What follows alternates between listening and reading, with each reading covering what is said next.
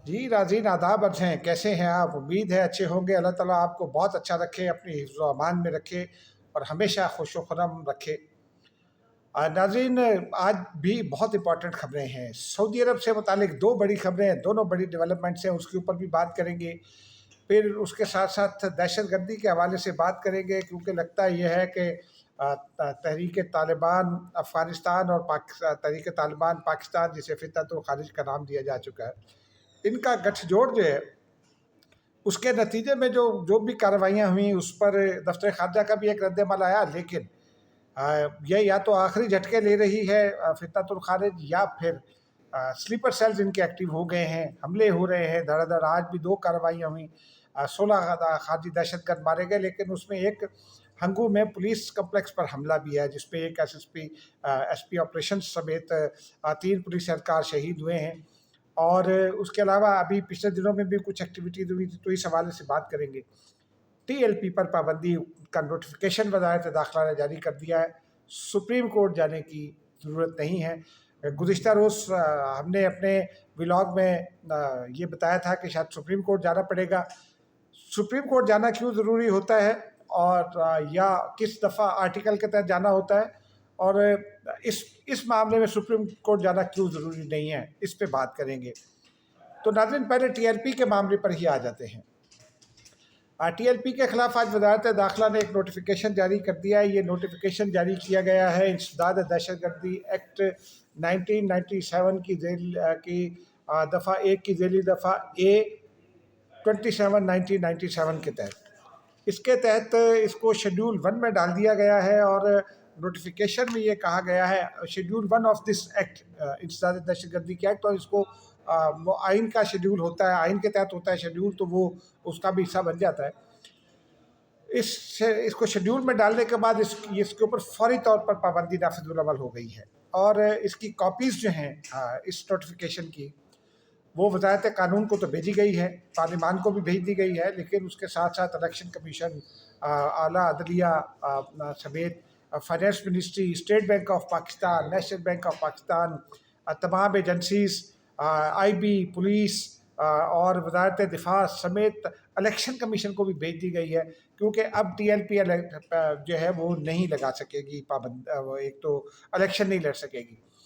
इसमें डालने का एक और जो है वो पहलू भी है कि ये वो एक्ट है, चूँकि ये दहशतगर्दी के तहत बंद हुई है, और इसकी पूरी क़यादत के ऊपर दहशतगर्दी का इल्ज़ाम है, बशमूल वो जो रिजवी बरादरान हैं।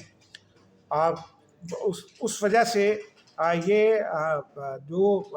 ये इसमें इस शेड्यूल के तहत जो शख्सियात इनके मेन ओहदों पर हैं, चाहे वो प्रोफेशनल लेवल हो या मरकज़ी सतह के हो, जो ओहदेदार हैं वो कोई नई तंजीम नहीं बना सकेंगे या किसी नई तंजीम में नहीं जा सकेंगे। ये एक बड़ा बुनियादी फ़र्क है। इसका मैंने कानूनी माहिरीन से मुशावरत इसके ऊपर की, और उसमें ये बात जो है उनसे समझी कि फ़र्क क्या है। और कल जब हम बात कर रहे थे, तो कल हम बात कर रहे थे कि शायद एक रेफरेंस सुप्रीम कोर्ट भेजना पड़ेगा। वो तमाम चैनल्स और तमाम सीनियर जर्नलिस्ट और एनालिस्ट, तमाम लोग यही समझ रहे थे, क्योंकि जो आइन का आर्टिकल 17 है वो पॉलिटिकल पार्टीज फॉर्म करने की भी, यानी सियासी जमात बनाने की भी इजाज़त देता है, उसका तरीक़ाकार वज़ा करता है। लेकिन कोई सियासी जमात जो है उसके ऊपर पाबंदी लगानी हो तो उसका भी तरीक़ाकार उसी में मौजूद है, उसी आर्टिकल की ज़ेली आर्टिकल्स में। आर्टिकल 17 में जहाँ में ये कहा गया है कि वो पॉलिटिकल पार्टी या वो जमात या वो तंजीम, चाहे वो सियासी जमात है, कोई तंजीम है, अगर वो कौमी मफाद, आइन पाकिस्तान, कौमी मफाद, रियासत पाकिस्तान के ख़िलाफ़ को काम कर रही है, तो उस पर पाबंदी आयद की जाएगी। और फिर उसमें 15 दिन के अंदर अंदर हुकूमत को इख्तियार होता है वो पाबंदी का नोटिफिकेशन जारी कर दे। लेकिन उस इख्तियार का नोटिफिकेशन के इजरा के 15 दिन के अंदर अंदर सुप्रीम कोर्ट में एक रेफरेंस फाइल करना होता है। सदर ममलिकत वो रेफरेंस फाइल करते हैं, जो आर्टिकल रेफरेंस फाइल करने के इख्तियारात है सदर के, उनके तहत। तो उसके बाद सुप्रीम कोर्ट फैसला करती है। इसकी एक मिसाल जो है वो माजी में मौजूद है, जब हमने नेशनल अवामी पार्टी पर जुल्फ़िकार अली भुट्टो दौर में लगाई थी, क्योंकि नैब पर पाबंदी सुप्रीम कोर्ट ने भी इंडोर्स इसलिए की थी कि बलूचिस्तान में वो पहाड़ों पर चढ़ गए थे, हथियार उठा लिए थे रियासत के ख़िलाफ़, और अफ़वाज पाकिस्तान पर हमले किए गए थे। तो ये बुनियादी फ़र्क है। मैंने कहा ये आपको इससे आगाह किया जाए, क्योंकि ये बड़ा ज़रूरी होता है, कानूनी मामलात हैं। اور پھر جب ہم خبر دے رہے ہوتے ہیں اور اس کو تشنا چھوڑ دیں، ادھورا چھوڑ دیں، تو یہ ہمارے لیے بھی اچھا نہیں ہوتا. تو اس لیے آپ کو یہ خبر اس ڈیولپمنٹ سے آگاہ کرنے کے ساتھ ساتھ اس کے بیک گراؤنڈ سے آگاہ کرنا اس لیے ضروری تھا کہ اب کوئی ابہام باقی نہ رہے. اب ٹی ایل پی جو ہے وہ یا اس کے انس رضوی ہیں، سعد رضوی ہیں، جو اس کے فاؤنڈنگ ممبرس ہیں، یا جو اس کے مرکزی عہدیدار ہیں، صوبائی عہدیدار ہیں، تنظیمی عہدیدار ہیں جتنے ڈسٹرکٹ لیول پر، وہ تمام کے تمام اب جو ہے نا وہ اگر ان کے اوپر کوئی الزام نہیں بھی ہے تو جب تک وہ اپنے آپ کو کلیئر نہیں کراتے عدالتوں کے ذریعے، وہ کسی دوسری جماعت میں نہ شامل ہو سکتے نہ جماعت وہ بنا سکیں گے، کیونکہ یہ انسداد دہشت گردی کا معاملہ ہے. انسداد دہشت گردی جو ہے وہ ایکٹ جو ہے 1997، اس کو لانے کی وجوہات اور تھی، یہ اسپیشل لیجسلیشن تھی، اور اس کے تحت اس زمانے میں تو انسداد دہشت گردی کی خصوصی عدالتیں بھی بنیں اور ابھی بھی چل رہی ہیں وہ عدالتیں. اسی جو انسداد دہشت گردی کی عدالتیں وہ اسی اس میں چل رہی ہیں. ایک خبر آپ کو اور دے دیتے ہیں اسی حوالے سے، انسداد دہشت گردی کی عدالت کا تذکرہ ہے تو آج علیمہ خان صاحبہ کے خلاف ایک بڑا فیصلہ آ گیا. علیمہ خان صاحبہ پر 26 نومبر کے حوالے سے، پھر اس کے بعد تھانہ صادقآباد کا ایک مقدمہ ہے.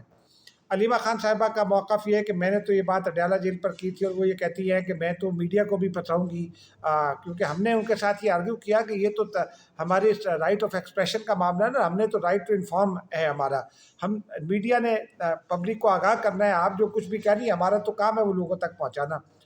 گفتگو تو آپ نے کرنی ہے، اگر آپ غیر محتاط گفتگو کرے گی تو، لیکن ان کا موقف یہ ہے کہ نہیں، میں نے جو بات کی تو یہ صادقہ بعد میں مقدمہ کیسے بن گیا، اور پھر میں نے جو بات کی وہ تو میں نے میڈیا کے ذریعے کی، تو میں نے تو صرف بات کی، پبلک تک میڈیا نے پہنچایا، تو میں تو میڈیا کو بھی اس میں پھنساؤں گی. لیکن خیر یہ ان کا آرگیومنٹ جو ہے وہ آج قابل قبول نہ ہو سکا.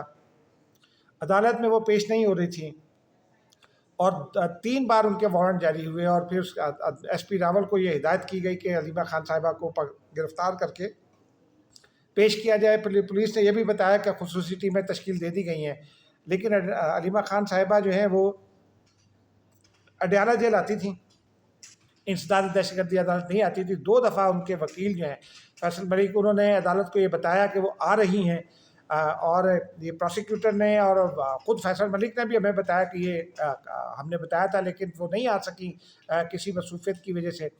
آج بھی وہ جو جج صاحب ہیں ان کو یہ بتایا گیا، انسداد دہشت گردی راولپنڈی عدالت کے جج صاحب کو، تو انہوں نے یہ کہا کہ علیمہ خان صاحبہ باقی تمام جگہوں پر تو جاتی ہیں، اڈیالہ جیل بھی جاتی ہیں، تو یہاں نہیں آتی. اس لیے انہوں نے یہ احکامات جاری کر دیے. اب ان کے بینک اکاؤنٹس منجمد ہو گئے، ان کا پاسپورٹ ضبط کرنے کی ہدایت کر دی گئی ہے، اور ان کا شناختی کارڈ بھی جو ہے نا وہ بلاک ہو سکتا ہے اب. تو یہ بڑی ڈیولپمنٹ تھی پولیٹیکل سین پر، کیونکہ اس کا تعلق پی ٹی آئی سے ہے، اور وہ عمران خان کی بہن بھی ہیں. تو لگتا یہ ہے کہ اب وہ جو تھا محبت سیزن 2 3 جو بھی ہے وہ ختم ہو رہا ہے. یعنی وہ جو کچھ دوست ہمارے، میں پی ٹی آئی کی طرف سے نہیں کہہ رہا، ان دوستوں پر جو یہ بتا رہے تھے کہ جناب وہ پی ٹی آئی اور اس کا اسٹیبلشمنٹ کا ایک افیئر چل رہا ہے یا بات چیت چل رہی ہے، تو ان دوستوں کے لیے بتا رہا ہوں کہ کوئی بات چیت نہیں ہو رہی، اور پی ٹی آئی بھی جو ہے وہ ڈٹرمنڈ ہے، اپنے موقف پر قائم ہے، اور اسٹیبلشمنٹ بھی اپنی پالیسی پر قائم ہے. ان کے درمیان کوئی نہیں ہو رہا. اگر یہ ہو رہا ہوتا تو پھر حکومتیں جو ہے وہ اتنا سخت موقف اختیار کرنے کے لیے اپنے پروسیکیوٹرز کو ہدایت نہ کرتی. اور یہ ایک بڑی بنیادی ڈیولپمنٹ تھی، تو ہم نے کہا آپ کو اسے آگاہ کیا جائے. آپ چلتے ہیں ناظرین ذرا دوسرے معاملے کی جانب، اور یہ معاملہ ہے دہشت گردی کا. انسداد دہشت گردی عدالت کا تذکرہ ہے تو پھر دہشت گردی تو ہوئی نا، تو دہشت گردی کا بھی ساتھ ہی ڈکلیئر کر لیتے ہیں تذکرہ. آج ہنگو میں پولیس پر حملہ ہوا، اور ایک پہلے جو چوکی ہے اس میں انٹرس پر حملے کی کوشش کی گئی. اس کے بعد ایس پی آپریشن کے دفتر کے پاس ہوا، ایس پی آپریشن شہید ہو گئے، ان کے ساتھ 2 پولیس اہلکار شہید ہو گئے. یہ جنوبی خیبر پختونخوا میں کافی دنوں سے یہ جاری ہے، اور پولیس پر حملے ہو رہے ہیں، اور جگہوں پر بھی ہو رہے ہیں، لیکن جنوبی خیبر پختونخوا میں خاص طور پر ہو رہے ہیں. پولیس ٹریننگ سینٹر پر ابھی ڈیرہ اسماعیل خان میں حملہ ہوا تھا، اور جگہوں پر ہوئے، آج ہنگو میں ہو گیا. اور آج پھر انسداد دہشت گردی کی کارروائیوں میں 16 دہشت گرد بھی مارے گئے جن کا تعلق ان سے تھا، تحریک طالبان پاکستان سے، جسے ریاست افریقہ الخارج کہتی ہے، اور بھارتی اسپانسرڈ بھی اس کو ڈکلیئر کیا جا چکا ہے اس کے بعد شواہد کی وجہ سے۔ اب اس کو ذرا دیکھنے کی ضرورت ہے، اس تناظر میں دیکھنے کی ضرورت ہے کہ یہ معاملہ کیا ہے، اس لیے کہ تحریک طالبان پاکستان جو ہے وہ افغانستان میں پناہ گزین ہے، ان کو سیف ہیونز وہاں ملے ہوئے ہیں۔ تحریک طالبان افغانستان ان کی پشت پناہی کرتی ہے، پاکستان میں جو حملے ہوتے ہیں ان پر بھی خاصی مطلب مدد حاصل ہوتی ہے۔ کئی افغان نیشنلز جو ہیں بشمول ان کے گورنر کے صاحبزادے پاکستان میں فوجی چھاونیوں پر اور مختلف جگہوں پر حملوں میں مارے گئے ہیں۔ یوگ کنٹونمنٹ پر حملے میں جو 12 لوگ مارے گئے تھے ان میں وہ گورنر کا بیٹا بھی تھا، جن کی لاشیں لینے کے لیے بھی افغانستان نے بڑا لیت و لال سے کام لیا تھا۔ اور پاکستان نے ابھی جو حالیہ پاک افغان کلیشز ہوئی ہیں اس میں پاکستان نے یہی موقف رکھا کہ آپ افغان سوائل کو پاکستان کے خلاف بند کریں استعمال کرنا، اور ان کلیشز کے نتیجے میں پاک افغان ٹرانزٹ ٹریڈ بھی بند ہوئی، ٹریڈ بھی بند ہوئی۔ آج دفتر خارجہ سے بھی پوچھا گیا تو انہوں نے یہ کہا کہ دفتر خارجہ کے ترجمان نے، آج ان کی پہلی بریفنگ تھی اور اچھی بریفنگ تھی، انہوں نے یہ تسلیم کیا، انہوں نے کہا کہ جو پاکستان یہ ایگریمنٹ ہے اس کے نتیجے میں یہ تو ضرور ہوا ہے کہ جو کراس بارڈر ٹیررزم ہے وہ تقریباً نہ ہونے کے برابر رہے گا، بہت ہی کم ہوا ہے، بڑے واقعات کوئی نہیں ہو رہے۔ افغان ٹرانزٹ ٹریڈ تو بند ہے، افغان ٹرانزٹ ٹریڈ ابھی سسپینڈڈ ہے، اس کی انہوں نے تصدیق کی۔ میں نے ان سے یہ سوال کیا تھا کہ ملا عمر کے صاحبزادے ہیں ملا یعقوب اور ذبیح اللہ مجاہد، انہوں نے ٹویٹس بھی کیے، بیانات بھی دیے، ان کا یہ کہنا ہے کہ کوئی تو معاہدہ ہی نہیں ہوا تھا۔ انہوں نے کہا کہ پھر وہ سگنیچر کس بات پر ہوئے، وہ معاہدہ سمجھیں یا نہ سمجھیں، لیکن افغان انتظامیہ جو ہے وہ تو قبول تو کر رہی ہے نا معاہدہ۔ اب وہ نیکسٹ راؤنڈ ہے ترکیے میں کل ہوگا، اور اس میں پھر افغانستان کی جانب سے اپنی پوزیشن رکھی جائے گی، جو ٹیکنیکل سائٹس پر کام کرنا ہے اب وہ سامنے لایا جائے گا، تو اس کے بعد پھر جو ہے نا باقی معاملات ہوں گے۔ تو اس وقت تک اب ٹرانزٹ ٹریڈ کا تو پچھلے دنوں میں جو خبریں چلائی جا رہی تھی اس کا کوئی بالکل کوئی امکان نہیں ہے، اس کل کی میٹنگ کے بعد ہی اس پر کوئی کارروائی ہو سکے گی آگے۔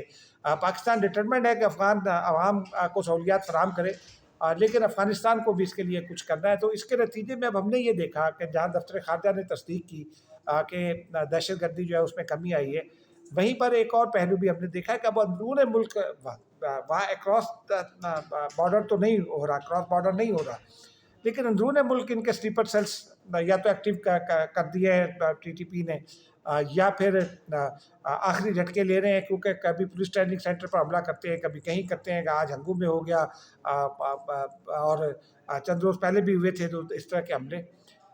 تو اس پر میں نے سیکیورٹی فورسز میں جو سویلین سیکیورٹی فورسز ہیں ان سے بھی بات کی، تو ان کا بھی یہی کہنا ہے کہ پوری طرح سے ڈٹرمنڈ ہے، اور یہ ہمیں اندازہ ہے کہ یہ سلیپر سیلز ایکٹیو ہو رہے ہیں، لیکن یہ آخری جھٹکا سمجھیں۔ اب آ جاتے ہیں ناظرین سعودی عرب سے متعلق دو بڑی خبروں پر۔ ایک خبر تو ناظرین بڑی اچھی ہے، حوصلہ افزا ہے، اس میں یہ بتایا گیا ہے کہ سعودی عرب نے اپنی پریمیم ریزیڈنس اسکیم کے لیے اکتوبر 2025 کا نیا اپڈیٹ جاری کر دیا ہے، جس میں فیس، فوائد اور درخواست دینے کے طریقہ کار کی تفصیلات شامل ہیں۔ یہ پروگرام غیر ملکی شہریوں کو سعودی عرب میں بغیر کفیل کی رہائش، کاروبار اور روزگار کی آزادی فراہم کرتا ہے۔ رپورٹ میں یہ کہا گیا ہے کہ سعودی حکومت اس وقت دو اقسام کی پریمیم رہائش پیش کر رہی ہے۔ پہلی پائیدار رہائش یعنی پرماننٹ ریزیڈنس ہے، جس کے لیے ایک مرتبہ 8 لاکھ جو ہے وہ تقریباً یعنی 2,13,000 امریکی ڈالرز ادا کرنے ہوں گے، 8 لاکھ سعودی ریال، 2,13,000 امریکی ڈالرز، اور جو قابل تجدید ہے اس کے لیے تقریباً 1 لاکھ سعودی ریال، جو تقریباً 26,700 امریکی ڈالر کے بنتی ہے۔ تو اب ان کے تحت جو ہے وہ سعودی عرب میں کفیل یا اسپانسرشپ کی ضرورت نہیں رہے گی۔ اگر آپ یہ کر لیں تو پاکستانی اس سے فائدہ اٹھائیں گے یقینی طور پر۔ دوسری خبر ناظرین ذرا ڈسٹربنگ ہے، ڈسٹربنگ ان دی سینس کہ بھارتی فلمی ہیرو ہے سلمان خان، انہوں نے پاکستان دوست کئی فلموں میں کام کیا، ہم بھی ان کی بڑی عزت کرتے تھے، لیکن انہوں نے اپنے آپ کو دھڑام سے گرا لیا ہے۔ پچھلے دنوں انہوں نے سعودی عربیہ میں ایک پروگرام کیا، ان کو اسٹیٹ گیسٹ کا درجہ حاصل تھا، اور انہوں نے وہاں بلوچستان کو ایک آزاد ریاست کے طور پر پیش کرنے کی کوشش کی، اور اس پروگرام میں انہوں نے حضرت سرائی کی پاکستان کے خلاف اور بلوچستان کے حوالے سے، یہ ناقابل قبول ہے. یہ میرے لیے بھی ناقابل قبول اس لیے کہ بلوچستان پاکستان کا حصہ ہے. ہر پاکستانی شہری کے لیے ناقابل قبول ہے کہ پاکستان کا وہ لیجیٹیمیٹ حصہ ہے. بھارت اس کو الگ کرنے کی کوشش کر رہا ہے. یہ اس کا ایک اور ثبوت بھی ہے کہ سلمان خان بھارتی نیشنل ہیں اور انہوں نے اس طرح کی حضرت سرائی کی. پاکستان نے سعودی عرب کو تحریری طور پر اس حوالے سے آگاہ کیا ہے، باور کرایا ہے، اور سعودی عرب سے یہ کہا ہے پاکستان نے. میرے ذرائع یہ کہتے ہیں کہ گزشتہ روز چارٹی افیئر سے ملاقات ہوئی تھی ہماری جو وزارت خارجہ کے حکام کی. اس ملاقات میں انہیں تحریری طور پر پاکستان کے تحفظات سے آگاہ کیا گیا اور ان سے یہ درخواست کی گئی، یہ کہا گیا ہے کہ وہ متعلقہ ڈپارٹمنٹ کو آگاہ کریں. پاکستان کے لیے یہ قابل قبول نہیں ہے. اور سلمان خان، پاکستان کا یہ بھی کہنا ہے کہ سلمان خان کا اسٹیٹس ختم کیا جائے، ان کا ویزا بھی واپس کیا جائے، کیونکہ انہوں نے پاکستان پر حملہ کیا ہے، پاکستان کی سوورنٹی پر حملے کی کوشش ہے. یہ ایک بھارتی شہری کی جانب سے، گو کہ وہ بڑے ایکٹر ہیں، گو کہ وہ مسلمان ہیں، جو بھی ہے، لیکن وہ انڈین نیشنل ہیں اور وہ انڈین بی جے پی کی گیم پلے کر رہے ہیں. یہ میں سمجھتا ہوں یہ ایسا نہیں ہونا چاہیے. اداکاروں کو کھلاڑیوں کو، یہ تمام کو بالاتر ہونا چاہیے، اس لیے کہ ان کے فینس اکراس دی بارڈر ہیں دنیا بھر میں، ادھر بھی ہیں ادھر بھی ہیں، مسلم بھی ہیں، ہندو بھی ہیں، سکھ بھی ہیں، عیسائی بھی ہیں، کشمیری بھی ہیں. ان کو ایسی حرکتوں میں انوالو ہونا ریب نہیں دیتا ہے. سلمان خان کچھ تو اپنی پاپولیرٹی کا خیال کریں، اپنی شخصیت کا خیال کریں. خدا حافظ.